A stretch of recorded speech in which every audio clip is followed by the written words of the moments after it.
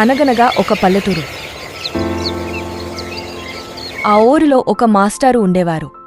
ఆయన ఆ ఊరిలో ఉన్న పిల్లలకు పచ్చని పొలాల మధ్య ప్రశాంతమైన వాతావరణంలో ఒక పెద్ద చెట్టు కింద పాఠాలు చెప్పేవారు. అలా ఒకరోజు పాఠాలు చెప్తుండగా ఒక విద్యార్థి లేచి, మాస్టారు, రోజు పాఠాలు చెప్తున్నారు. ఒక మంచి కథ చెప్పండి మాస్టారు అని అడిగింది. దానికి ఆ మాస్టారు సరే రేపు మీకు ఒక మంచి కథ చెప్తాను అని అన్నారు.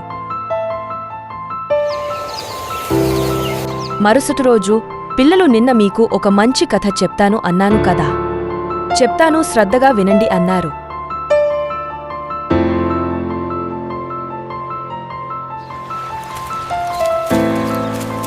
అనగనగా ఒక పల్లెటూరు. ఊరిలో ఒక పేదవాడైన రైతు ఉండేవాడు. తాను చాలా కష్టపడుతూ తన కుటుంబాన్ని పోషించేవాడు.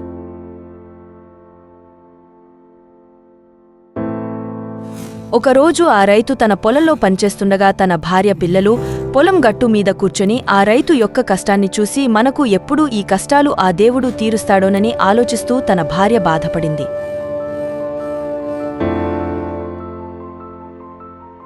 అలా కొన్ని రోజుల తరువాత ఆ రైతు పొలంలో పనులు చూసుకుని ఇంటికి తిరిగి వస్తుండగా దారిలో ఒక గాయపడిన బాతుని చూశాడు.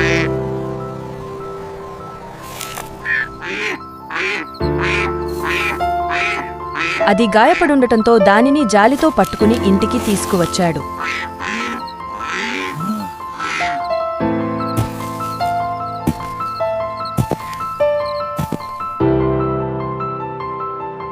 ఆ బాతుని చూసి పిల్లలు చాలా సంబరపడ్డారు.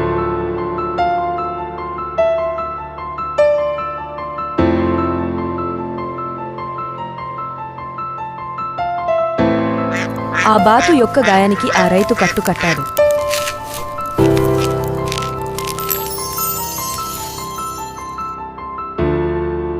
ఆ రైతు యొక్క భార్య ఆ రైతుతో, ఏమండి మనమే చాలా కష్టాలు పడుతూ జీవనం సాగిస్తున్నాం, మళ్ళీ ఈ బాతుని తీసుకువచ్చి పెంచుకుందామంటే ఎలా అని అంది. దానికి ఆ రైతు పర్వాలేదు, ఈ బాతే మనకు ఏదో దారి చూపిస్తుందేమో, ఆ దేవుడే మనకు ఈ బాటుని దొరికేలా చేశాడేమో అని బదులిచ్చాడు. కొన్ని రోజులకు ఆ పిల్లలుతో ఆ బాతు బాగా అలవాటు పడిపోయింది. ఆ బాతుతో పిల్లలు రోజూ ఆడుకునేవారు. ఇలా కొన్ని రోజులు గడిచాయి. ఒకరోజు ఉదయాన్నే ఆ బాతు గూడు నుంచి ఒక వెలుతురు వచ్చింది. ఏమిటా అని ఆ రైతు కుటుంబం మొత్తం వెళ్లి చూస్తే ఆ బాతు ఒక గుడ్డు పెట్టింది. అది బంగారంలా మెరిసిపోతుంది. దానిని చూసి వాళ్లు ఆశ్చర్యపోయారు. వెంటనే ఆ రైతుకి ఒక ఆలోచన వచ్చింది. తన భార్యతో ఇలా చెప్పాడు, నేను ఈ బంగారు గుడ్డుని బజారులో అమ్మటానికి వెళ్తాను, మనకు డబ్బులు రావచ్చు అని అన్నాడు.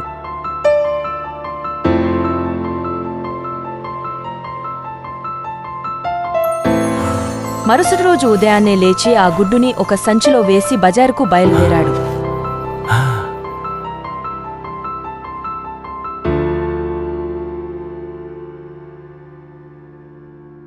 అక్కడ ఆ బంగారు వనంతో మెరిసిపోతున్న గుడ్డుని కొనటానికి చాలామంది ఆసక్తి చూపించారు.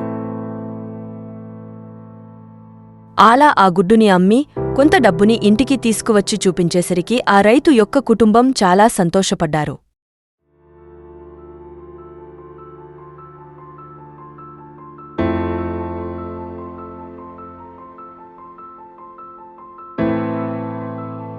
అలా మరుసటి రోజు ఆ బాతు గుడ్డు పెట్టింది.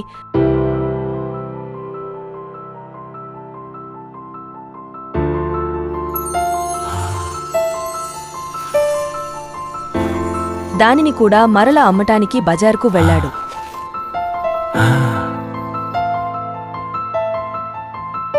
మళ్ళీ ఇంకా ఎక్కువ డబ్బులు వచ్చాయి.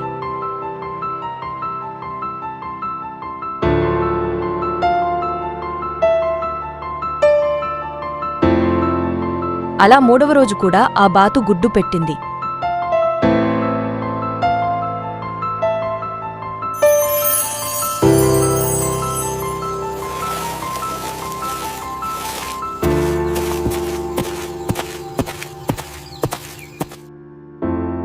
దానిని కూడా బజారులో అమ్మాడు.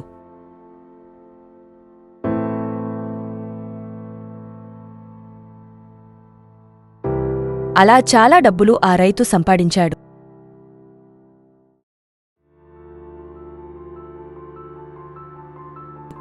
కొన్ని రోజుల తరువాత ఆ రైతు పెద్ద ఇల్లుని కట్టించేశాడు.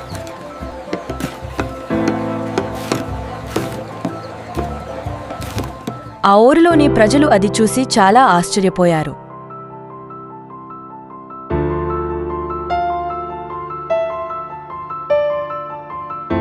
అలా ఆ ఇల్లు పూర్తవగానే ఆ రైతు కుటుంబం యొక్క వేషధారణ మొత్తం మారిపోయింది.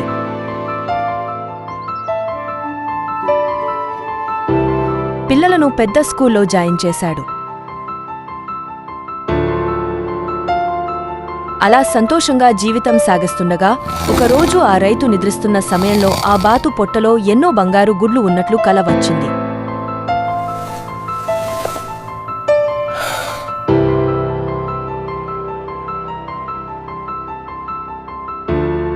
మరుసటి రోజు తనకు వచ్చిన కలను తన భార్యకు చెప్పి దురాశతో ఆ బాతు పొట్టను కోసి ఆ గుడ్లు అన్నీ ఒకేసారి తీయాలని ఆలోచనతో ఆ బాతు దగ్గరకు ఒక కత్తి తీసుకుని వెళ్లారు. అలా ఆ బాతు పొట్టను కోసి చూశారు. ఎంత కోసినా పొట్టలో గుడ్లు కనపడకపోయేసరికి ఆందోళన కలిగింది.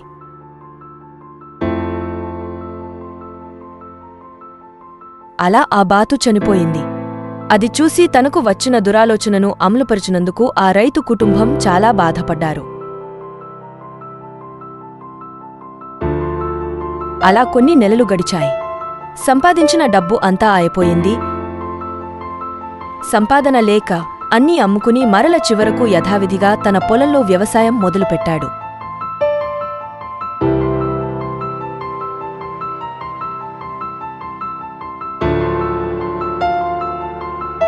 ఈ కథ వలన మనకు తెలిసిన నీతి ఏంటి పిల్లలు?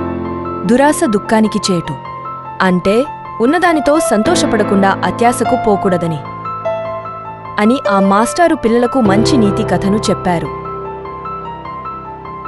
దానికి ఆ పిల్లలు అందరూ బాగుంది మాస్టారు ఈ కథ. మాకు ఈ కథ చెప్పి మంచి నీతి బోధ చేశారు, ధన్యవాదాలు మాస్టారు అని అన్నారు. మరి మీరు విన్నారుగా ఈ కథ.